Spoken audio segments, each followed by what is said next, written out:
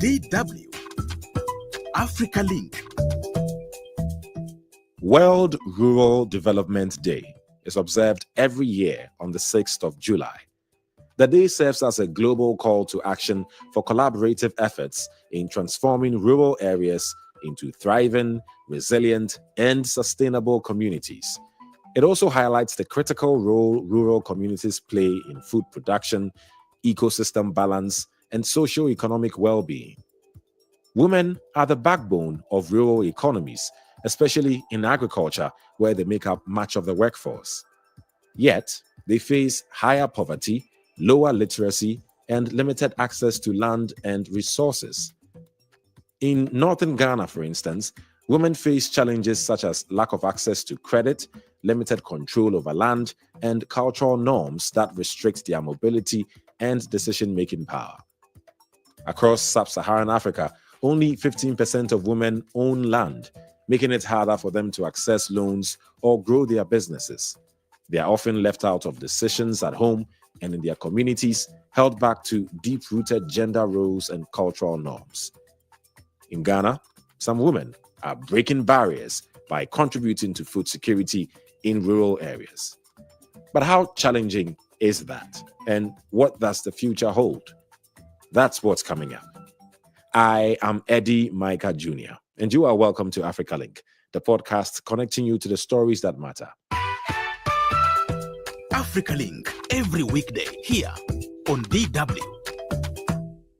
In northern Ghana, rural women are coming together to fight poverty, discrimination, and economic abuse by forming cooperatives and support groups.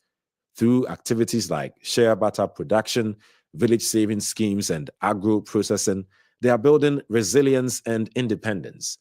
The Songba Women's Group, for example, is using shea butter to transform their lives, turning a local tradition into a powerful tool for economic freedom and community strength. I am joined by Wedam Kadua Roda, a social entrepreneur and CEO of a women's initiative called Songba Empowerment Center to impact the lives of women and girls.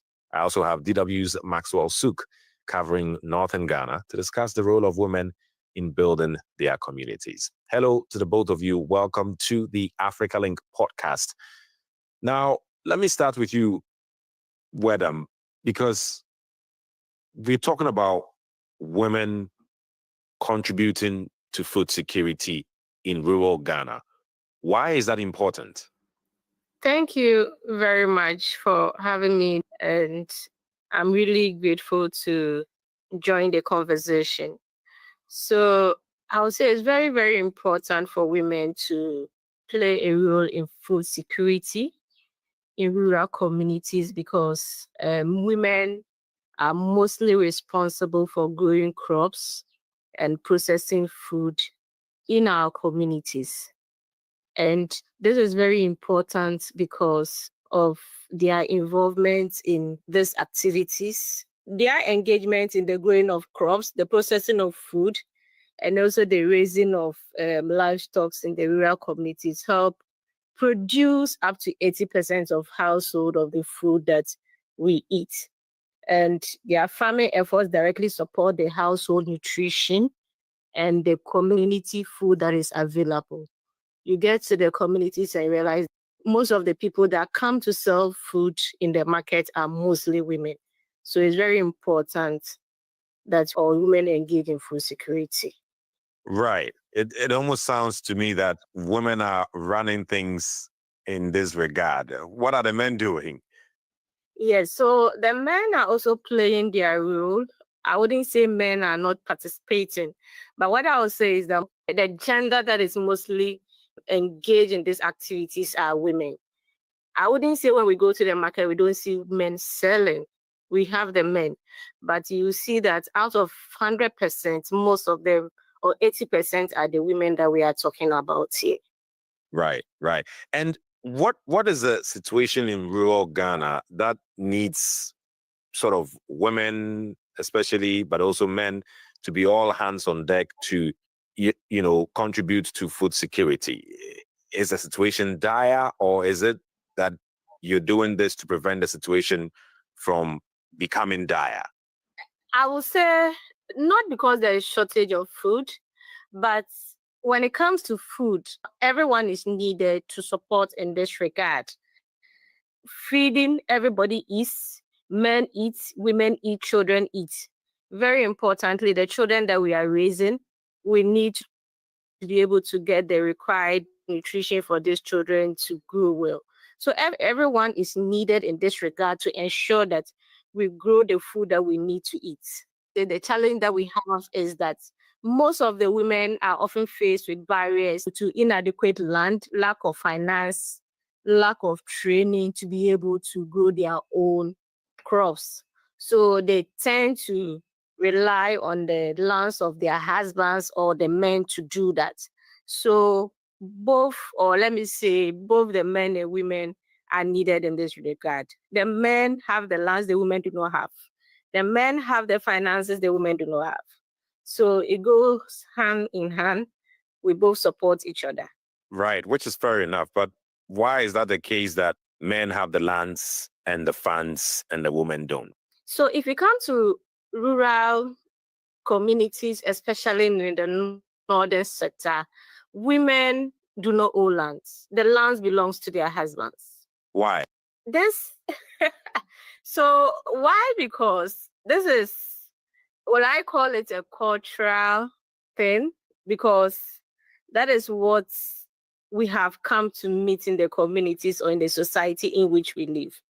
And that is what we have been fighting for, that women also have the equal right to have access to their own lands. Because we grew up seeing that it's only the men that have access to the land, and the women are only expected to support their husbands on their farms.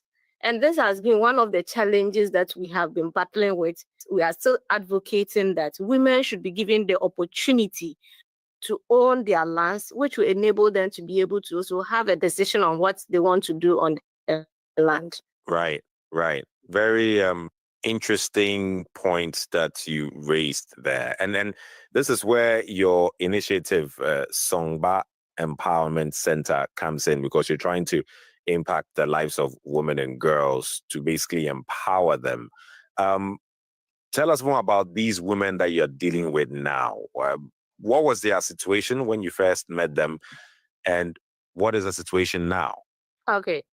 So when I first met this woman, they are located in the northern parts of the country. And when I first came into contact with these women, I realized that they were already trapped in a cycle of poverty. These women had limited control over their own resources. These women mostly depended on small season farmers. So usually during the farming season is when they also have to rely on the farms of their husbands to be able to grow something for themselves. And during harvesting period is when they move from one farmer to the other, help the person to cultivate what he or she has produced. Then the person intends give them a bag in return. So when you support me to harvest my crops, I don't pay you in the rural community. Rather, I pay you with the food crop that you help me to produce. And that is what most of them usually keep and helps them to be able to feed their families, or they're also able to sell it. But I would say that with our interventions, the story has changed, because today these women are now part of a structured cooperative share butter processing company, where they have learned to add value to the share nuts, because it's something they already do, not that they don't do it, but what they were doing could not give them access to a larger market. But today, due to the structured cooperative, these women have been able to learn how to add value to the share nuts, and they are now able to manage the business on their own. Through this, again, we'll be able to establish a VSLA, that is Village Savings and Loans for them. So they are able to also save, to be able to invest more into the business. Yes. And one important thing is that with what they were doing, They're producing this share butter in a small quantity, which was only sent to the local market for sale. And whenever she finished selling, she just used them to buy foodstuffs, return home to cook with it. So the question is, how long will it take her to be able to be financed structured cooperative system? Right. These women, they're attracted to the international market because there is no serious buyer. Anyone interested in buying shea butter in larger quantities will want to deal with a cooperative, And whenever she finished selling, she just used them to buy foodstuffs, return home to cook with it. So the question is, how long will it take her to be able to refinance structured cooperative system? Right. These women, they're attracted to international market because there is no serious buyer. Anyone interested in buying shea butter in larger quantities will want to deal with a cooperative, They wouldn't want to deal with an individual. Okay. Because they know when they request for any quantity of shea butter. Thank you for that. Maxwell, I mean, you've been a reporter on the ground. You've been reporting on such issues for a long time. Rhoda has just sort of mentioned some of the challenges that women overall face. Tell us more about the limitations they face and what seems to be the main challenge. Most rural women are expected to, it's a norm, and that's one of the biggest limitation for these women, as Rhoda put it. So it's like a norm, and once you live in a rural area, or you were brought up in a rural area, or you stay there, then you are supposed to live by this norm. Especially when you migrate as a young person there, that's better than when you marry, then you live there entirely. So you have a set of norms that you're supposed to live. That's by, you need to be submissive, you need to labor in the farm, you don't have your own time. You're even some of them who manage to acquire their resources, let's say buy livestock or get grains, or maybe the fields, the okra field or granite field or whatever. You have to buy in the name of your husband because you are a woman. So mostly they do not really have ground standing properly when it comes to resource management and all that. It comes down to the point why they have to borrow land from their husbands. If I have a father who has children, including sons and daughters, and I'm sharing land to my children, then the man gets it.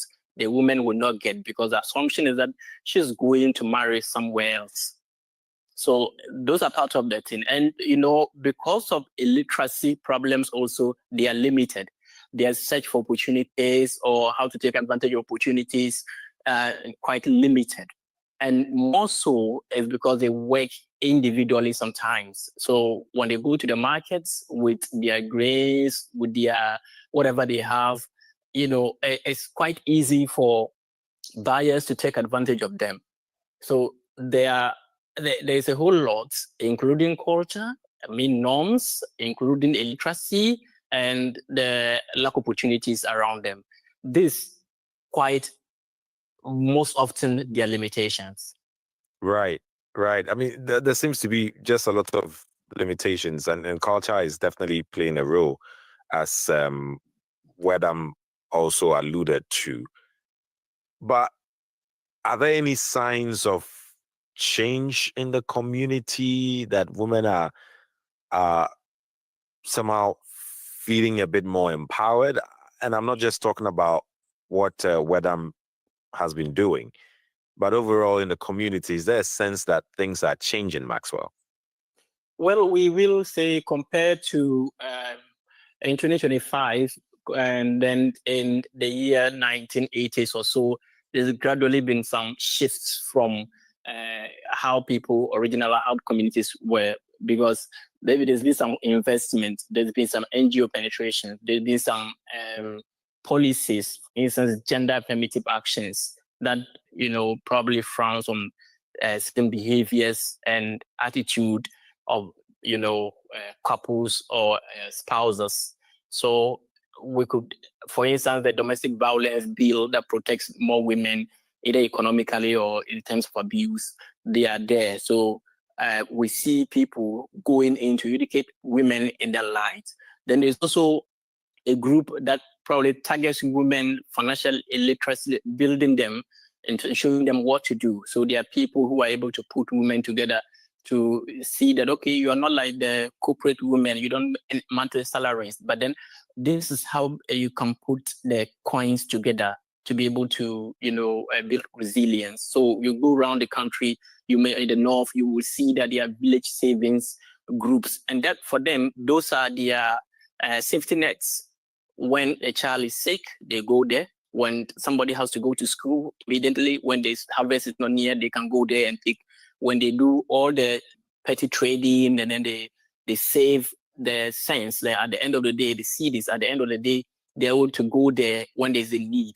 So there is that shift of maybe an openness to them that they can be able, this is how you can be able to build resilience. Now, we also get to see that because they are educating their children who are also coming back and then prioritizing the welfare of the families, there is that gradual departure from, typical behaviors that limits this woman further. Now we see that even though it's like, a baby step move, but holistically we see that there's that gradual shifts, Right. small. Right. I like the way you added small. And whether baby steps or little drops of water make an ocean, it is said. We've talked about societal challenges, we've talked about cultural challenges, family challenges, what has been the norm that somehow many women are trying to break the shackles of old. So, bearing all that in mind, what do you think needs to change now to help empower women even more? There is a call to everyone. It's a call to the government. It's a call to the civil society to come out with initiatives or programs that will help us to sensitize men and women more, especially men in this regard, to be able to give women the opportunity to also have access to their own lands, or to give women the opportunity to be able to also speak out for themselves, not to put women in the corner, or not to say that the role of a woman is supposed to be in the kitchen. So we need to intensify the advocacy. We need to be able to intensify such activities so that it can help solve some of these challenges. Right. And the challenges are many and heavy. I mean, There are so many. Many. And to talk about the fact that a woman still in 2025 can almost do nothing without the support or backing of the husband just seems so old-fashioned and wrong. But as you said, there's some bright spots coming up, because abuse of women has also been, quite a challenge, especially in rural areas. We know the country, or Ghana, recently passed the affirmative action law. What does that mean for rural women in Ghana and their liberation from abuse and discrimination at home? I would say that laws alone cannot change our societal norms. So the rural women will still face structural and also cultural barriers that will hinder their progress. And the law, I would say, provides a foundation, but definitely it must be backed by the implementation of education. It must be backed by monitoring.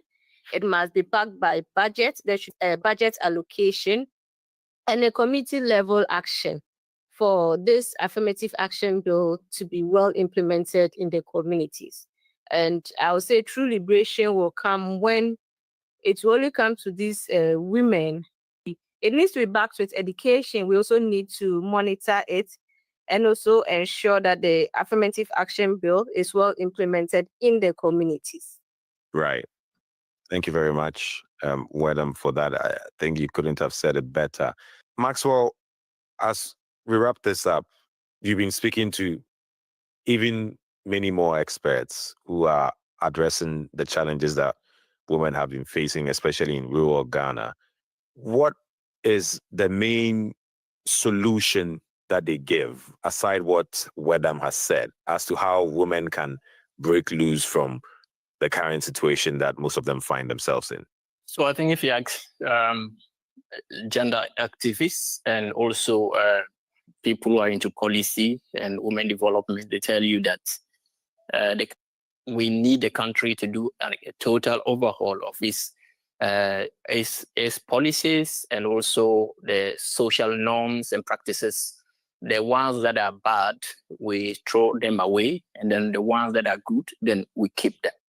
So if we realize that, this attitude that we are having, it doesn't help one group of people, especially these women. It doesn't help to unleash their potential. It doesn't help to, balance the society. Then we need to drop it and then let them stick to policies that appreciate equality, that appreciate progress of women. Mostly, right. I think there's that call on government to probably look at how not to leverage on the fact that there's so much illiteracy or there's so much confusion around norms and all this is with policies, but rather to take a strong stand on sensitization, fund NGOs, fund groups, or let your government organizations go to the communities to really do, more of the work and letting people understand that this behavior, this is how it limits people and this is how it affects people. As we said in the beginning, 60% of the farm labor is done by women. They sow, they keep the seeds, they provide everything and all that in the farms. So they feed this country, they feed the communities, and they feed their households. So why can't we really prioritize their welfare also? Right, rightfully so. That should be the case. Wedam, you have the final words, and I just can't help but think about how strong women are, even with all these challenges that they are facing. Tell us more about the strength of a woman as we wrap this up. A woman is a pillar not only to her family, but also to the community and to the country as a whole. When a woman is empowered, she's able to support not only her family. This woman doesn't only support the community, but also the country as a whole. So the economic empowerment of a woman is very, very important because the women are pillars wherever they find themselves. So the empowerment of a woman is very, very important because if we're able to empower them, or if you're able to economically empower these women, it's not only her family that is going to benefit, but the entire community and also the country as a whole. Fascinating discussion. Thank you very much, Wedam Kadua Roda, social entrepreneur and CEO of women's initiative called Songba Empowerment Center, which aims to impact the lives of women and girls. Also, many thanks to you, DW's Maxwell Sook, covering Northern Ghana for us. Now, women make up about 50% of Ghana's agricultural labor force, but own only 20% of the land they farm. This stark inequality is a clear injustice, and yet they play vital roles in cultivating, processing, and marketing food crops such as maize, cassava, and tomatoes. When women have equal access to resources and decision-making, entire communities benefit through increased productivity, better nutrition, and sustainable development. For me, it's interesting to note that despite all these challenges, rural women are resilient, sustaining their families and communities and driving local food systems. Now, that's what I call the strength of a woman. Share your thoughts with us on our Facebook page, DW Africa. Listen to us on Spotify or wherever you get your podcast from. Don't forget to click follow and subscribe to our DW Africa YouTube channel so you never miss an episode. This show was co-produced and edited by Isaac Mugabe, and I am Eddie Micah Jr. Thanks for listening.